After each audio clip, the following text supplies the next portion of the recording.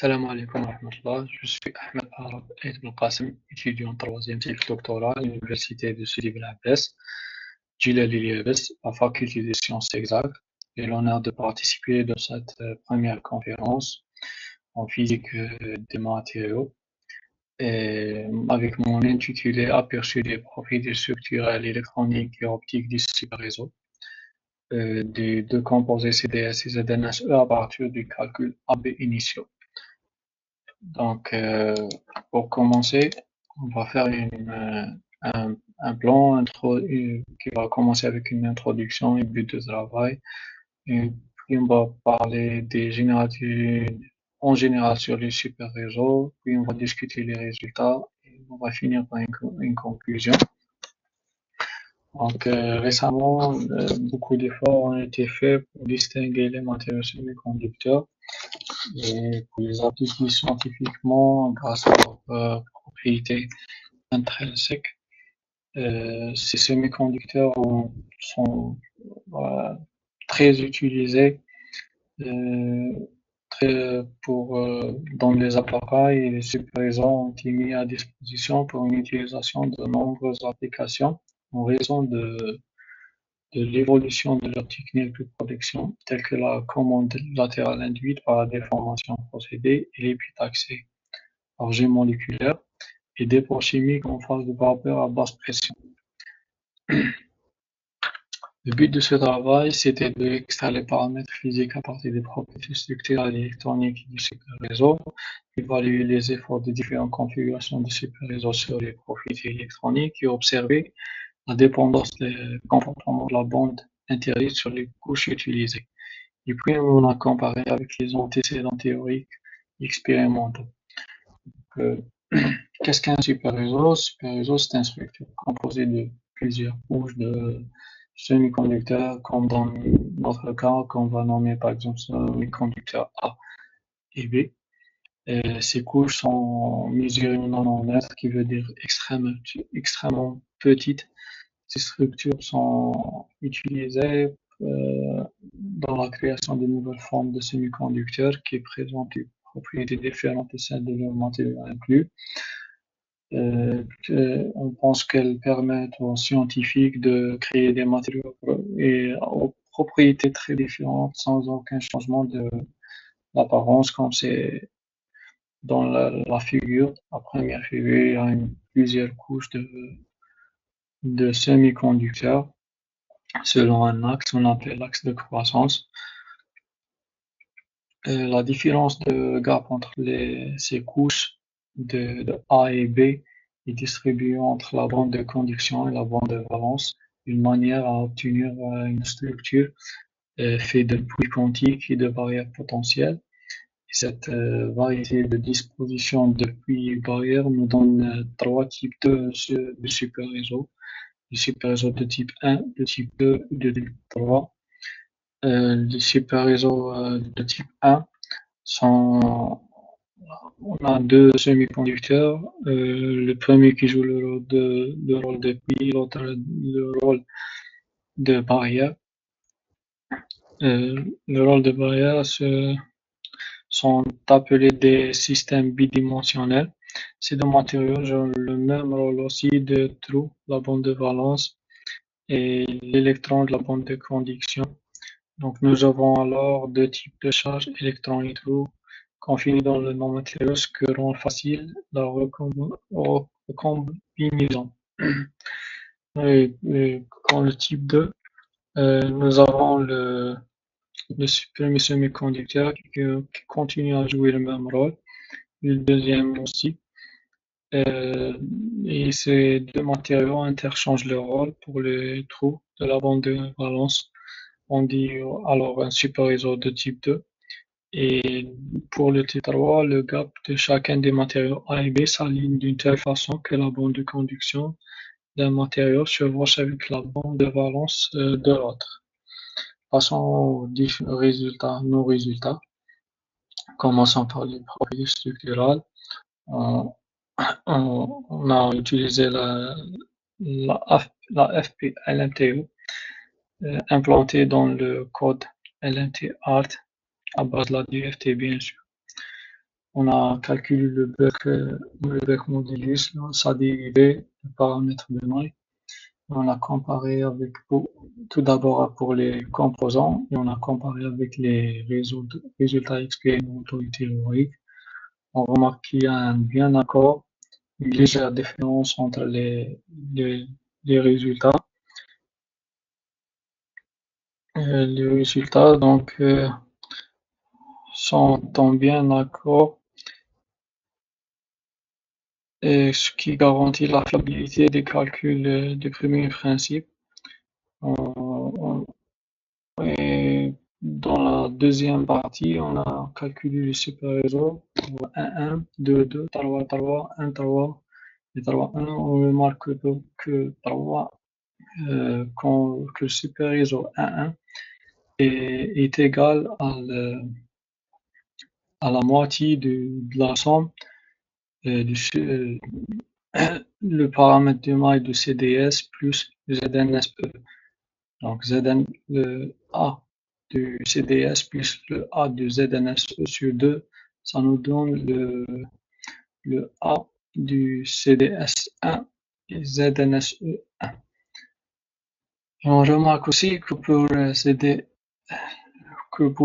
super-réseau 2 de 1, 3 et 3, 1, il est égal 2 fois ou plus le paramètre de maille de 1, 1. Et pour le super-réseau 3, 3, il est égal à plus que 3 fois le paramètre de maille de 1, 1. Il n'y avait pas des résultats expérimentaux ou théoriques pour comparer nos résultats. Passons maintenant aux propriétés électriques. Nous avons utilisé les constants d'équilibre pour déterminer les propriétés électroniques du composant binaire CDS et ZNSE dans leur structure zinc-blende et leur super-réseau.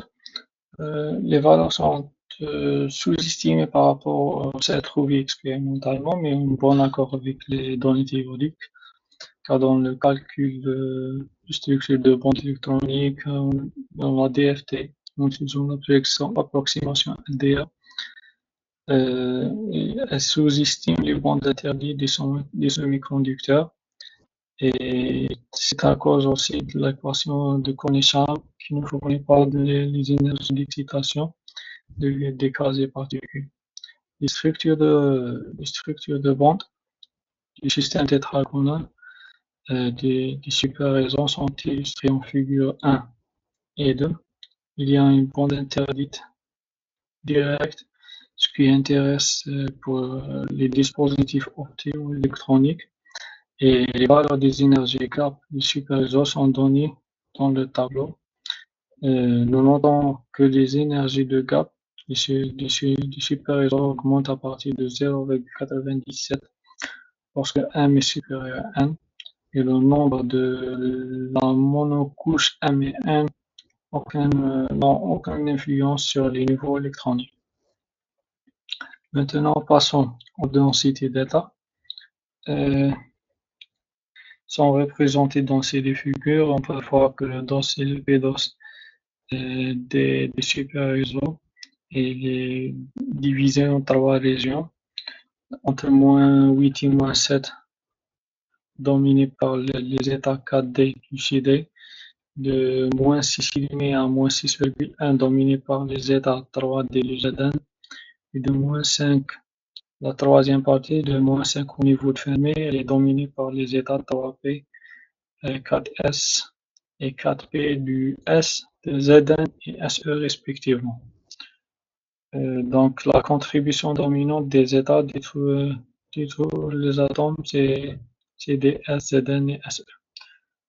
Donc passons aux propriétés optiques. Donc on a la figure 5 et la figure 6 qui représentent l'évolution de la partie réelle et imaginaire Ψ1 et Ψ2 en fonction des électriques. On peut voir qu'il y a 3 pics pour chaque super-réseau situé au niveau supérieur de 7 électrovolts.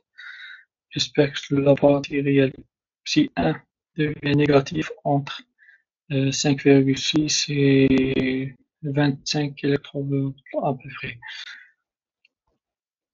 La variation de l'indice de réfraction est donnée sur la figure 7. Pour les 5 super-réseaux, il est clair que l'indice de réfraction prend la valeur maximale aux énergies. Nous avons également calculé les valeurs statiques de l'indice de réfraction N0. La réflectivité en fonction de l'énergie des photons est tracée et présentée à la figure 8. On peut voir que lorsque M est égal à N, Mn augmente, le R0 augmente pour la polarisation selon l'axe XX et les valeurs maximales de RW, R oméga est à peu près 65% pour tous les super-réseaux. L'évolution de coefficient d'extinction en fonction de l'énergie des composants étudiés est représentée sur cette figure. Ces spectres optiques sont similaires avec les petites différences de détail. L'énergie où le coefficient d'extinction atteint sa valeur maximale et celle où partie réelle de la fonction diélectrique est nulle. Le coefficient d'absorption des matériaux super-réseaux sont illustrés dans cette figure. Il est observé que le bord d'absorption commence à partir de la bande interdite d'énergie et qu'il existe une large bande d'absorption jusqu'à 22,5 électrovolts pour tous les super-réseaux. Il semble que l'énergie donnée lorsque M est égal à N, le Mn augmente et le pic, le coefficient d'absorption diminue dû aux transitions interbande.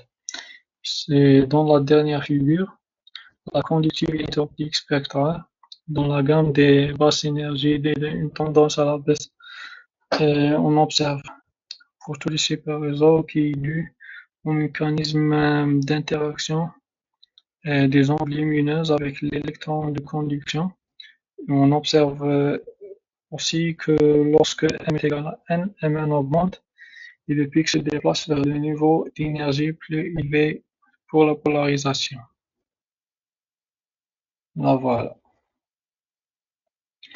Et en conclusion, on peut résumer la conclusion en 4 points. Le paramètre de maille augmente avec l'augmentation du nombre de couches. Les super ont un gap direct. Les écarts énergétiques du super-héros augmentent à partir de 0,97 électrovolts lorsque M est supérieur à N et le nombre de leurs monocouches M et N n'a aucune influence sur le niveau électronique. Et lorsque M est égal à N, l'énergie du gap devient 0,97 électrovolts.